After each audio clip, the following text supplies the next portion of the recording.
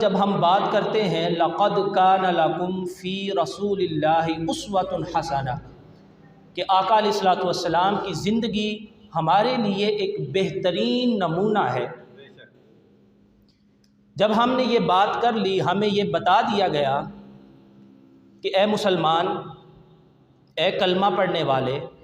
اے اللہ رب العزت کو وحدہ لا شریک ماننے والے، اے اللہ کی عبادت کرنے والے، تمہارے سامنے میں اپنے محبوب کو ایک رول ماڈل بنا کے پیش کر رہا ہوں، اس کی زندگی تمہارے لیے ایک نمونہ کے طور پہ پیش کر رہا ہوں۔ اب تمہاری زندگی کے اندر جو بھی معاملات ہیں وہ سارے کے سارے آقا علیہ الصلوۃ والسلام کی ذات کو دیکھ کے آپ نے منتخب کرنے ہیں۔ گو کے معاشرے کے اندر ہمارا لین دین ہو، ہماری کسی سے بات چیت ہو، ہمارے گھریلو معاملات ہوں، ساری کی ساری چیزیں آقا علیہ الصلوۃ والسلام کی ذات کو سامنے رکھ کے ہم نے ان کو فالو کرنا ہے۔ اور جب ہم یہ کام کرتے ہیں حضور کی ذات کو اپنا رول ماڈل مانتے ہوئے ان کی سیرت کو اپنانے کی کوشش کرتے ہیں، تب ہمارے گھر کے اندر خوشحالی بھی آتی ہے، ہمارا معاشرہ بھی خوشحال ہوتا ہے، ہماری دنیا بھی سنورتی ہے اور ہماری آخرت بھی بچ جاتی ہے۔ تو سامعین محترم، اسی سلسلے کو لے کے ایک انتہائی اہم چیز جو میں ذکر کرنے جا رہا ہوں، ہمارے بچے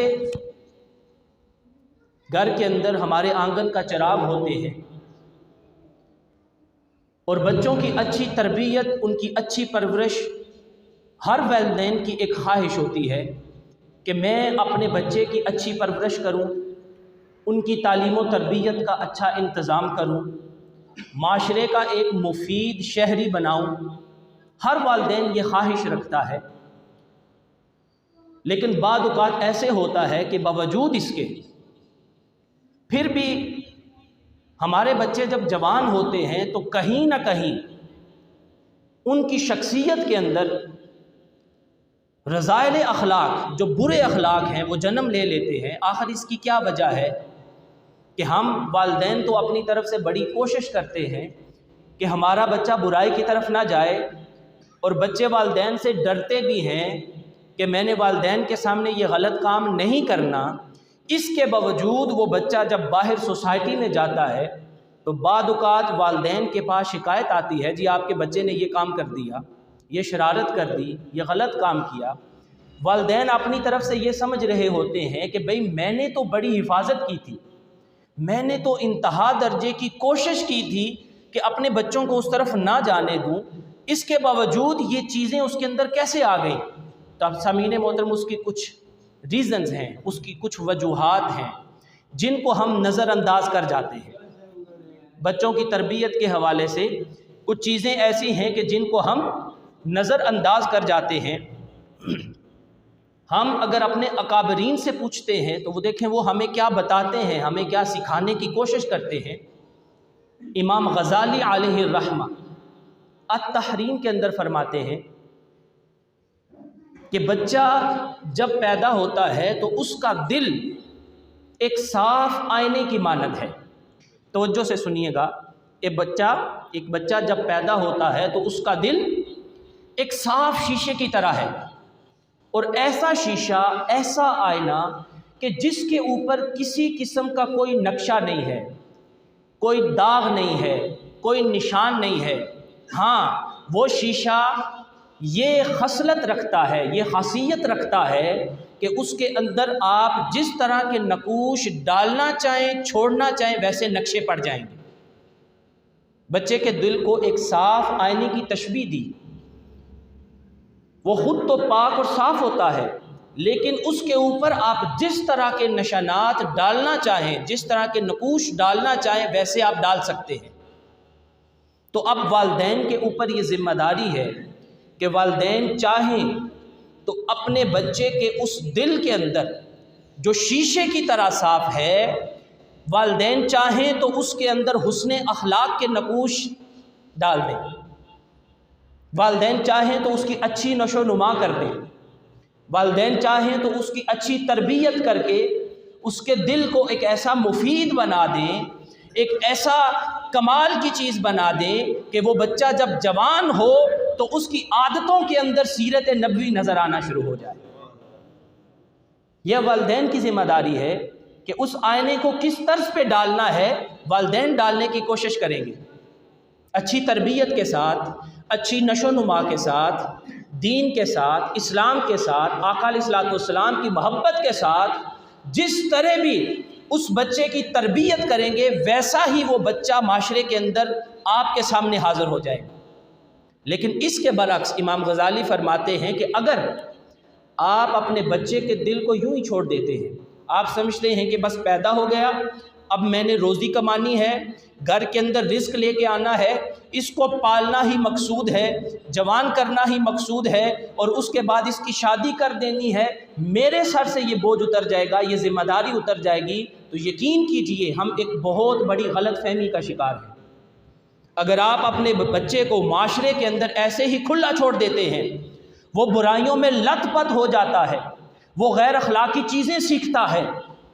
برائی کرتا ہے، برائی کی طرف جاتا ہے، تو یہ مت سوچئے گا کہ اس کا سوال اور جواب صرف اس بچے سے ہوگا، نہیں، اس کے جواب دار والدین خود بھی ہوں گے جو قیامت کے دن اللہ کے حضور ان کو جواب دینا پڑے گا۔ حدیث مبارکہ ہے نا، دیکھیں آقا علیہ الصلوۃ والسلام نے کیا فرمایا کہ ہر شخص نگران ہے اور اس کی رعیت کے بارے میں اس سے سوال پوچھا جائے گا۔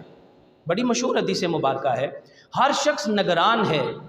اور جس چیز کی وہ نگرانی کر رہا ہے اس کے اندر جو رعایا ہے اس رعایا کے بارے میں اس شخص سے سوال کیا جائے گا۔ اسی طرح وہ بندہ جو اپنے گھر کا بڑا ہے اس کے گھر کی تعلیم و تربیت کی ذمہ داری بھی اس شخص پہ آتی ہے، اولاد کی تربیت کی ذمہ داری بھی اس شخص پہ آتی ہے۔ کل قیامت کے دن اس بندے سے سوال کیا جائے گا کہ تیری اولاد کے اندر یہ برائی پائی گئی، تو نے اس کو ختم کرنے کی کوشش کیوں نہیں کی؟ امام غزالی علیہ الرحمہ آگے پھر اس آیت مبارکہ کو کوٹ کرتے ہیں، یا ایھا الذین آمنوا قوا انفسکم واہلیکم نارا، اے ایمان والو خود کو بھی اور اپنے گھر والوں کو بھی جہنم کی آگ سے بچانے کی کوشش کرو۔ تو ہم جہنم کی آگ سے گھر والوں کو کیسے بچائیں گے، خود کو کیسے بچائیں گے؟ تب ہی بچا سکیں گے جب ہم سیرت نبوی کو اپنانے کی کوشش کریں گے، جب ہم دین اسلام کو اپنانے کی کوشش کریں گے، جب ہم قرآن کو پڑھ کے اس پہ عمل کرنے کی کوشش کریں گے، تب ہم خود کو بھی بچا سکیں گے اور اپنے گھر والوں کو بھی بچا سکیں گے۔ لیکن یقین کیجئے یہ ہماری بدقسمتی ہے کہ ہمارے اندر یہ احساس ختم ہو چکا ہے۔ بے شک ہم دل سے بڑے نعرے لگاتے ہیں، ہم دل سے بڑی باتیں کرتے ہیں، ہم محبت کی باتیں کرتے ہیں، زبان سے بڑے نعرے لگاتے ہیں، لیکن یقین کیجئے ہمارا دل اس چیز سے خالی ہے۔ ہمارا بچہ اگر کوئی برائی کر دیتا ہے تو خیر ہے، کوئی بات نہیں، آگے نہیں آپ نے کرنا، ہم اسے کچھ بھی نہیں کہتے۔ محلے کے اندر اگر اس نے کوئی ایسی غیر اخلاقی حرکت کر دی ہے اور اہل محلہ آپ کے پاس اس کی شکایت لے کے آتے ہیں، تو یقین کیجئے آپ اس چیز کو چھوڑ دیتے ہیں کہ اس نے کیا کیا ہے، آپ اس چیز میں لگ جاتے ہیں کہ بچے کو بچانا کیسے ہے، بچے کو قصوروار نہیں میں نے ٹھہرانا، میں نے اس کا ساتھ دینا ہے، گو کہ اس نے برائی کی ہے۔ ایسے ہی ہوتا ہے نا، ہم یہ کوشش کرتے ہیں کہ ہمارا بچہ قصوروار نہیں ہے، ہمارے بچے نے یہ غلط حرکت نہیں کی، یہ ہو ہی نہیں سکتا۔ ہم اپنے بچے کی سائیڈ لیتے ہوئے اس کی حوصلہ افزائی کر رہے ہیں، وہ بچہ دل میں سوچ رہا ہے کہ ابھی تو بچ گیا ہوں، والد صاحب نے کچھ نہیں کہا، آگے وہ دوبارہ یہ برائی کرے گا۔ ہمارے بچوں کے حوالے سے دیکھیں، جب ہمیں کہا گیا کہ اولاد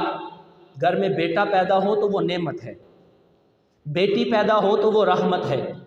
بیوی اس کو نصف ایمان کہا گیا، آدھا ایمان، ماں کے قدموں کے تلے جنت رکھی گئی، اور ہم اسی چیز کو ہی بہت زیادہ اظہار کرتے ہیں کہ دیکھیں یہ اللہ کی رحمت ہے ہمارے اوپر، لیکن اس کے اندر ایک ایسی حقیقت چھپی ہے کہ جس کو ہم بلا چکے ہیں۔ بھئی اگر ماں کے قدموں کے تلے جنت رکھی گئی ہے تو ساتھ میں یہ بھی سوچنا ہے کہ اس کی وجہ سے ایک بہت بڑی ذمہ داری اس ماں کے قدموں پہ عائد کر دی گئی ہے کہ جس ذمہ داری کو نبھاتے ہوئے اس نے اپنی اولاد کی تربیت ایسے کرنی ہے کہ وہ اس جنت کو پھر حاصل بھی کر سکے۔ ہم یہ بات کرتے ہیں کہ ماں کے قدموں کے تلے جنت ہے اور بس اسی میں خوش ہو جاتے ہیں، لیکن اس وجہ سے ماں کو جو ذمہ داری مل گئی، اس ذمہ داری کو ہم نے کہنا چھوڑ دیا ہے۔ اور وہ ذمہ داری کیا ہے؟ وہ ذمہ داری اولاد کی اچھی تربیت ہے۔ ہمارے معاشرے میں کیا ہے، ہم یہ سمجھتے ہیں کہ مسجد میں جائے گا تو سیکھنا، دین سیکھنا شروع کرے گا، سکول میں جائے گا تو دنیا پڑھنا شروع کرے گا، بس استاد کو جا کے مہینے کے بعد پوچھ لیتے ہیں ہاں بھئی ہمارے بچے کی پروگرس کیا ہے، اور یہی ہم ذمہ داری سمجھتے ہیں کہ ہم نے پوری کر دی، حالانکہ یہ غلط ہے۔ آقا علیہ الصلوۃ والسلام دیکھیں، حدیث مبارکہ ہے، آقا علیہ الصلوۃ والسلام نے فرمایا، حضرت علی رضی اللہ عنہ روایت کرتے ہیں اس حدیث مبارکہ کو کہ آقا علیہ الصلوۃ والسلام نے فرمایا کہ اپنی اولاد کو 3 چیزیں سکھاؤ۔ کتنی؟ 3 چیزیں سکھاؤ، اور ان 3 چیزوں میں سے جو سب سے پہلی چیز ہے وہ نبی کی محبت ہے جو تم نے اپنے اولاد کے دل میں پیدا کرنی ہے۔ بھئی آقا علیہ الصلوۃ والسلام کی ذات کو جب ہم اپنی زندگی کا بہترین نمونہ مانتے ہیں تو پھر نمونہ ماننے اس کا پھر تقاضا یہ ہے کہ ان کی ہر بات کو تسلیم کرتے ہوئے اس پہ عمل کرنے کی بھی کوشش کریں۔ فرمایا اولاد کو 3 چیزیں سکھا دو۔ پہلی چیز کیا ہے؟ نبی کی محبت ان کے سینوں میں جاگزی کرنی ہے، نبی کی محبت ان کے دلوں میں بر دو۔ اور دوسری چیز کیا ہے؟ دوسری چیز فرماتے ہیں کہ اہل بیت اطہار کی محبت اپنی اولاد کے سینوں میں ڈالو۔ یہ حدیث مبارکہ ہے، میرے اہل بیت کی محبت اپنی اولاد کے سینوں کے اندر ڈال دو، ان کو سکھاؤ۔ اور تیسری چیز، ان کو قرآن کی تلاوت سکھاؤ۔ یہ 3 چیزیں آقا علیہ الصلوۃ والسلام نے ہمیں فرمائی کہ اپنی اولاد کی تربیت اس طریقے سے شروع کرو۔ بچہ جب بولنا شروع ہو جائے تو بولتے وقت جو سب سے پہلی چیز اسے سکھانی چاہیے وہ کیا ہے؟ لا الہ الا اللہ محمد الرسول اللہ۔ یہ آقا علیہ الصلوۃ والسلام کی حدیث ہے، حضور کا فرمان ہے کہ اپنے بچے کو سب سے پہلا جو کلمہ آپ نے سکھانا ہے وہ لا الہ الا اللہ محمد الرسول اللہ، یہ آپ اپنے بچے کو سکھائیں۔ بچوں کی تربیت کے حوالے سے میرے شیخ حضور شیخ الاسلام پروفیسر ڈاکٹر محمد طاہر القادری مدظ العلی، ان کی جو تربیت ہے جو ہم اپنے گھروں کے اندر اپنانے کی کوشش کرتے ہیں، وہ فرماتے ہیں کہ اپنے بچوں کو گھروں کے اندر درود شریف پڑھنے کی عادت ڈالیں، خود بھی پڑھیں، بچوں کو درود شریف پڑھنے کی عادت ڈالیں، گھر کے اندر چھوٹی سی محفل کریں، نعت کا اہتمام کریں، کیونکہ یہ ایسی چیز ہے جو بچوں کے دلوں میں محبت نبوی صلی اللہ علیہ وآلہ وسلم پیدا کرتی ہے۔ خود نعت پڑھیں، پھر بچے سے کہیں کہ وہ نعت پڑھے، بچوں کو نعت پڑھنے کی طرف لے کے آئیں، مسجد کے اندر فرض نماز ادا کریں اور باقی نماز گھر کے اندر بچوں کے سامنے ادا کریں، تاکہ وہ دیکھ کے ان کو بھی اس چیز کی عادت پڑے، وہ اس چیز کو اپنائیں۔ بچوں کی تربیت ہمارے لیے انتہائی ضروری چیز ہے۔ اسی طرح والدہ گھر میں نماز پڑھتی ہیں، نماز کے لیے والدہ جب وضو کرے تو بچے کو بھی ساتھ کھڑا کر لیں۔ بچہ بولنے سے کم سیکھتا ہے، پریکٹیکلی دیکھ کے زیادہ سیکھتا ہے۔ والدہ وضو کرتی ہے تو والدہ کی ذمہ داری ہے کہ بچے کو ساتھ کھڑا کرے، اسے بتائے کہ وضو کرنا کیسے ہے۔ یہ ضروری نہیں ہے کہ بچہ مسجد میں ہی جا کے یہ سب کچھ سیکھے گا، بھئی ماں کی گود جو ہے وہ بچے کی پہلی تربیت گاہ ہے۔ حضرت علی کرم اللہ وجہ الکریم حضرت امام حسین سے فرماتے ہیں کہ بیٹا پانی لے آؤ، میں نے وضو کرنا ہے، حدیث مبارکہ سنانے لگا۔ حضرت امام حسین برتن کے اندر پانی لے کے آتے ہیں اور آپ وضو شروع کرتے ہیں۔ اب اس حدیث مبارکہ سے ایک تو ہمیں وضو کا طریقہ سکھایا گیا اور دوسرا بچوں کی تربیت بھی سکھائی گئی۔ کسے کہا پانی لانے کے لیے؟ اپنے بیٹے کو، حضرت امام حسین کو، بیٹا پانی لے آؤ، میں نے وضو کرنا ہے۔ بیٹے پانی لے کے آتے ہیں، آپ وضو شروع فرماتے ہیں اور وضو میں سب سے پہلے کیا کرتے ہیں؟ اپنے دونوں ہاتھوں کو دھوتے ہیں گھٹنوں تک، اس کے بعد پھر کلی فرماتے ہیں 3 دفعہ، اس کے بعد پھر ناک کے اندر پانی ڈال کے ناک کو 3 دفعہ صاف کرتے ہیں، اس کے بعد پھر اپنا چہرہ دھوتے ہیں داڑھی سمیت، پھر اپنے اس بازو کو وہ دھوتے ہیں 3 دفعہ، پھر دوسرے بازو کو 3 دفعہ دھوتے ہیں، پھر وہ سر کا مسح کرتے ہیں، پھر اپنے الٹے ہاتھ سے اپنے سیدھے پاؤں کو دھوتے ہیں، پھر اس کے بعد دوسرے پاؤں کو دھوتے ہیں۔ یہ وضو کا طریقہ بیٹے کے سامنے کیا جا رہا ہے، اور اس کے بعد ایک ایسا عمل کرتے ہیں کہ بیٹا دیکھ کے حیران ہو جاتا ہے، اور وہ عمل کیا ہے وضو کر لیا، وضو کرنے کے بعد برتن میں جو پانی بچا ہے وہ طلب فرماتے ہیں کہ بیٹا یہ پانی مجھے دے دو، آپ نے وہ پانی لیا، کھڑے ہو کے اس پانی کو پی گئے، اور بیٹا دیکھ کے پوچھتا ہے بابا یہ کیا ہے؟ تو حضرت علی کرم اللہ وجہ الکریم فرماتے ہیں کہ حیران ہونے کی ضرورت نہیں ہے، میں نے تمہارے نانا کو ایسا کرتے دیکھا ہے کہ وہ جب وضو کرتے تھے، وضو کا جو پانی بچ جاتا تھا وہ کھڑے ہو کے پی جاتے تھے۔ دیکھیں کتنا خوبصورت عمل ہے، ایک طرف تو وضو کا پورا طریقہ بیٹے کے سامنے کیا کہ بیٹا سیکھ جائے، اور دوسرے طرف اسے ادب مصطفیٰ بھی ساتھ ساتھ سکھا رہے ہیں۔ تو سامعین محترم، یہ بہترین نمونہ، یہ چیزیں ہیں جو ہم نے اپنے گھروں کے اندر اپلائی کرنی ہے۔ حضرت انس بن مالک رضی اللہ تعالیٰ عنہ سے حدیث مبارکہ مروی ہے، فرماتے ہیں کہ اپنے بیٹوں کے کسی اچھے کام پہ ان کی حوصلہ افزائی کیا کرو۔ کیا کیا کرو؟ حوصلہ افزائی کیا کرو۔ اگر وہ کوئی اچھا کام کرتے ہیں تو اس اچھے کام کی فرمایا اکرموا اولادکم واحسنوا ادبہم، اپنی اولاد کی عزت افزائی کیا کرو اور انہیں اچھے آداب سکھایا کرو۔ بیٹا اگر کوئی اچھا کام کرتا ہے تو والدین کی ذمہ داری ہے کہ اس کی حوصلہ افزائی کرو، بیٹا یہ آپ نے بہت خوبصورت، کیونکہ جو چھوٹا بچہ ہوتا ہے وہ اس چیز کو بڑا ایکسیپٹ کرتا ہے۔ جب وہ اچھا کام کرتا ہے آپ اس کی حوصلہ افزائی کرتے ہیں، اس کا دل کرتا ہے میں اور زیادہ کروں، میں یہ کام اور زیادہ کروں۔ اور اسی طرح پھر بچے کو آداب سکھانے کی ذمہ داری بھی والدین کی ہے۔ بچے کے اندر تواضع انکساری پیدا کرنے کی کوشش کریں، مہمان نوازی اس کے دل میں پیدا کرنے کی کوشش کریں، اس کے اندر وسعت قلبی پیدا کرنے کی کوشش کریں، تواضع انکساری پیدا کرنے کی کوشش کریں، اس کے اندر رحم دلی پیدا کرنے کی کوشش کریں۔ یہ والدین کی ذمہ داری ہے کہ انہوں نے یہ ساری صفات اپنے بچے کے اندر خود پیدا کرنے کی کوشش کرنی ہے۔ سامعین محترم، اگر بچے کے اندر غیبت، جھوٹ، چگلی، گالم گلوچ جیسی چیزیں، رذائل اخلاق پیدا ہوتے ہیں تو اس کی ذمہ داری والدین پہ آئے گی، یہ پوچھ گچھ والدین سے ہوگی، اس کے بارے میں والدین سے پوچھا جائے گا کہ تمہارے بچے کے اندر یہ غیر اخلاقی چیز کیوں آئی۔ اور صرف اپنے بچے کے لیے نہیں، دوسروں کے بچوں کے لیے بھی یہی احساس رکھیں۔ دیکھیں آقا علیہ الصلوۃ والسلام کی حدیث مبارکہ ہے، اور اس کو حضرت رافع الغفاری رضی اللہ تعالیٰ عنہ، رافع بن عمر الغفاری رضی اللہ تعالیٰ عنہ اس حدیث مبارکہ کو روایت کرتے ہیں، فرماتے ہیں کہ جب میں چھوٹا بچہ تھا، بچے شرارتیں کرتے ہیں، بچے چھوٹے شرارتیں کرتے ہیں، فرماتے ہیں کہ میں چھوٹا بچہ تھا تو میں انصار کے کھجوروں کے باغ میں چھپ کے جایا کرتا تھا، اس باغ کے اندر جا کے پتھر اٹھا کے کھجور کے درختوں کو میں پتھر مارا کرتا تھا اور کھجوریں توڑنے کی کوشش کرتا تھا، اور یہ کام میں چھپ کے کیا کرتا تھا۔ آج کل کے بچے بھی ہمارے ایسی شرارتیں کر جاتے ہیں۔ فرماتے ہیں کہ ایک دن ایسے ہوا کہ میں باغ میں گیا، کھجور کے درخت کو پتھر مار رہا تھا کھجوریں توڑنے کے لیے، کہ جس انصاری کا وہ باغ تھا وہ آ گیا اور اس نے مجھے پکڑ لیا، پکڑ کے کہا کچھ نہیں، پکڑ کے حضور کی بارگاہ میں لے گئے۔ قربان جائیں، اس وقت صحابہ کو کوئی بھی مسئلہ ہوتا تھا انہیں پتا تھا کہ ایک ہی بارگاہ ہے جہاں سے اس مسئلے کا حل ہے، اور وہ حضور کی بارگاہ ہے۔ اگر کسی کا اونٹ پاگل ہو جاتا، کوئی ڈاکٹر ہسپتال کسی کے پاس نہیں جاتے تھے بلکہ حضور کی بارگاہ میں آتے تھے، حضور یہ مسئلہ ہو گیا اس کو حل، اور انہیں پتا تھا، یقین تھا کہ ہر مسئلے کا حل اسی بارگاہ سے ہونا ہے۔ انصار نے اس بچے کو پکڑا، حضور کی بارگاہ میں لے آئے، عرض کرتے ہیں یا رسول اللہ یہ بچہ ہمارے باغ میں آتا ہے، درختوں کو نقصان پہنچاتا ہے، اور آقا علیہ الصلوۃ والسلام نے مجھے قریب کیا، فرمایا ادھر آؤ، پیار سے میرے چہرے پہ ہاتھ پھیرا، بیٹا کیوں پتھر مارتے ہو؟ فرمایا کیوں پتھر مارتے ہو؟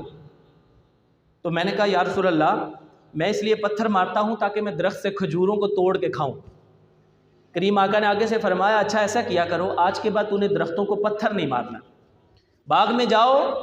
نیچے اگر کوئی گری پہلے سے پڑی ہوئی ہے، گری پڑی کھجوریں ہیں نا نیچے پڑی ہوئی ہیں، آپ وہ اٹھا کے کھا لو، درخت کو پتھر نہیں مارنا۔ مجھے پیار فرمایا، میرے چہرے کو ہاتھ لگایا اور شفقت فرما کے مجھے اجازت دے دی۔ دیکھیں کتنا پیارا عمل ہے۔ اور آج اگر ہم اپنے معاشرے کے اندر دیکھتے ہیں، آپ آئے روز یہ خبریں سنتے ہیں جی فلاں جاگیردار کی زمین کے اندر کسی بچے کی بھینس گھس گئی، گائے گھس گئی، اس نے اس بچے کے ساتھ اس پہ کتے چھوڑ دیے، کئی بچوں کو قتل کر دیا گیا، کئیوں کے بازو کاٹ دیے گئے، اس کے جانوروں کو نقصان پہنچا دیا گیا۔ بھئی ہم مسلمان ہیں، आका अलैहिस्सलातु वस्सलाम की ज़िंदगी को अगर उनकी मोहब्बत का दावा करते हैं तो उनकी सीरत तो ऐसी नहीं थी भाई। उनकी सीरत तो ये थी कि बच्चों के साथ शफकत फरमाते थे, बच्चों के साथ मोहब्बत फरमाते थे, दरगुजर फरमाते थे और सहाबा को ये तलकीन करते थे। जबकि हमारा अपना अगर कोई बच्चा दूसरे घर का, दूसरी फैमिली का बच्चा हमारा कोई नुकसान कर दे तो भाई हम तो डंडे उठा के उसके घर लड़ने के लिए चले जाते हैं। मोहल्ले के अंदर कत्लो गारतगरी तक बात पहुंचाती है, बच्चों से लड़ाई शुरू होती है, बड़े आपस में उसमें बीच में उतर आते हैं और आपस में लड़ना शुरू कर देते हैं। और कई वाक़यात देखने को मिलते हैं कि बात कत्लो गारतगरी तक पहुंच जाती है। अरे मेरे करीम आका का अमल तो ये था कि दौरान नमाज अगर उनके शहजादों में से कोई शहजादा उनके कंधों में सवार हो जाए तो तब तक सजदे से सर नहीं उठाते थे जब तक उसका दिल भर जाए और वो खुद कंधे से उतर न जाए। ये मेरे करीम आका का तर्ज अमल था। हज़रत अब्दुल्ला बिन शद्दाद रज़ी अल्लाह ताला अन्हु से ये हदीस मुबारक मरवी है, फरमाते हैं कि नमाज का वक़्त है, हजूर अपना हुजरा मुबारक से बाहर तशरीफ़ लाते हैं और दोनों शहजादों में से कोई एक शहजादा हुजूर ने उठा रखा है। नमाज का वक़्त है, तकबीर होती है और नमाज शुरू हो जाती है। करीम आका जमात करवा रहे हैं, जब सजदे में जाते हैं तो हम देखते हैं कि खिलाफ मामूल सजदा ज़रा तवील हो गया, लंबा सजदा कर दिया। वो फरमाते हैं कि मैंने थोड़ा सा उठ के देखा कि हुजूर के शहजादे आपके कंधों में सवार थे और जब तक वो खुद उनके कंधों से उतर नहीं गए हुजूर ने सजदे से सर अनवर उठाया ही नहीं। नमाज ख़त्म हुई, हमने आका अलैहिस्सलातु वस्सलाम की बारगाह में अर्ज़ किया, या रसूल अल्लाह सजदा काफ़ी लंबा था, हम तो ये सोच में पड़ गए थे कि कहीं खुदा ना खास्ता अम्र इलाही तो नहीं आ गया, या हम ये सोचना शुरू हो गए थे कि कहीं अल्लाह की तरफ से वही उतरना तो नहीं शुरू हो गई कि आपने सजदा इतना लंबा कर दिया। तो देखें करीम आका क्या फरमाते हैं कि मेरे कंधे पे मेरा शहजादा सवार होके खेल रहा था तो मैं उस वक़्त तक सजदे से सर नहीं उठाया कि जब तक उसका जी ना भर गया और वो खुद ना उतर गया। ये बच्चों के साथ हमदर्दी थी। और आज हमारी मस्जिद के अंदर कोई बच्चा आके शोर कर दे तो यकीन करें हम उसके साथ ऐसा सलूक करते हैं, उसके दिल में ऐसा डर बिठाते हैं कि दूसरी दफ़ा वो मस्जिद का नाम लेते हुए घबराता है। बेशक बच्चे मस्जिदों में आके शरारतें करते हैं, आप उन्हें समझाएं, अच्छे तरीके से समझाएं, खुश अखलाक़ी से समझाएं, उन्हें ऐसी शरारत ना करें। हम अपनी मस्जिद के अंदर मरकज़ इल्म करते हैं हर हफ्ते वाले दिन और वहाँ पे कमो बेश इशा की नमाज के वक़्त 50 बच्चा आता है, 50 बच्चे जिनको हम दीन की बेसिक सिखाते हैं। और ये मरकज़ इल्म भी हमें हमारे शेख की तरफ से दिया गया, हज़ूर शेखुल इस्लाम प्रोफेसर डॉक्टर मोहम्मद ताहिरुल क़ादरी मद्दज़िल अली, कि अपने घर अपने मोहल्ले के बच्चों को दीन सिखाओ। हम उनको दीन सिखाने के लिए वहाँ पे क्लास करते हैं। 50 के करीब बच्चा हमारी मस्जिद में आता है हर हफ्ते वाले दिन इशा के वक़्त। अच्छा, जिस दिन पहली मरतबा शुरू किया तो बच्चों ने पीछे शरारतें की, तो हमारे कुछ बुज़ुर्ग जो हैं वो थोड़ा सा गुस्सा करने वाले हैं, उन्होंने इस चीज़ को नापसंद किया कि भाई आपकी वजह से मस्जिद में नमाज हमारी डिस्टर्ब होती है। तो हमने उनसे माजरत की, इंशाल्लाह नेक्स्ट टाइम ऐसा नहीं करेंगे। हमने फिर क्या किया, अब हर दफ़ा कल फिर वो मरकज़ इल्म होने जा रहा है, हम क्या करते हैं कि बच्चे ज़्यादा तादाद में आते हैं, नमाजियों से रिक्वेस्ट की है कि हर नमाजी और दूसरा नमाजी अपने दरमियान 4-4 बच्चों को जगह देंगे, चाहे वो पहली साफ़ है चाहे वो दूसरी साफ़ है, 2 नमाजी अपने दरमियान 4 बच्चों को खड़ा कर दें नमाज के दौरान। उसका फ़ायदा क्या हुआ कि पूरी नमाज के दौरान किसी बच्चे की आवाज़ तक नहीं आई। उन्होंने खुश उसलूबी से नमाज भी अदा की और सारा सिस्टम मैनेज भी हुआ और नमाज के बाद अल्हम्दुलिल्लाह वो क्लास से भी लुत्फ़अंदोज़ हुए। तो हर चीज़ का एक तरीका है ना। बच्चे मस्जिद में आके शरारत करते हैं तो उनको डराएं ना, धमकाएं ना, खुश अखलाक़ी प्यार मोहब्बत से उनको उस चीज़ से मना करें और अपने साथ खड़ा कर लें ताकि वो दोबारा ये शरारत ना करें।